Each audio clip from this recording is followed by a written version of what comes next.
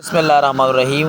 ملګرو میر جمشید ما وخت ما خام دی او د روډ متعلق ته اهم خبرې کوم. څنګه تاسو پته چې نن څلورمه ورځ ده چې روډ باندې یعنی ګوډز ترانسپورټ چې کوم دی هغه احتجاج کړی دی.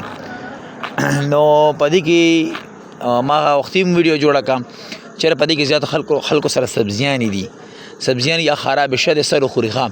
اوس یو بل خیمه دا تاسو وګورئ پدې مزده کې چې کوم دی نو اسونه دي او پکې زنانه ناسې دي، ځکه ورته زه نږدې تلم نشم.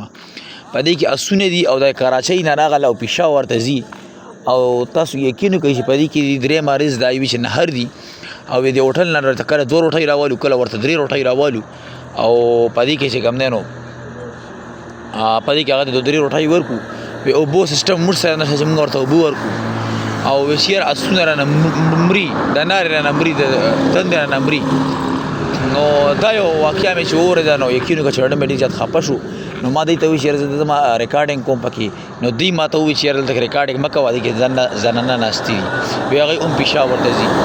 الله دې زموږ په دې ملک باندې خپل خصوصي رحم وکړي. دا یو واقعه وه چې ما سره شیر کړه، تاسو یو خپلو ملګرو سره شیر کړئ.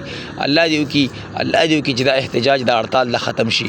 دا د دې وجې دا احتجاج کړی دی، هړتال یې کړی چې کوم دا ټول ټیکس ټول پلازي چې کومې دي هغه سیوا شوې ډېرې زیاتې او د 90 نه 210 ته لاړې. هغې احتجاج هغې خلاف دی. او بل دا خبره ده چې دوی وایي چې دوی موږ سره NHA والا چې کوم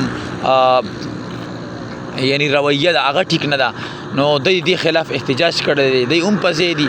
خو اوس ډېر غټ عذاب دی. الله دې وکړي چې دغه هړتال ختم شي او حکومت چې کوم دی دا مطالبې ومني، دا ټول ټیکس ورته راکم کړي.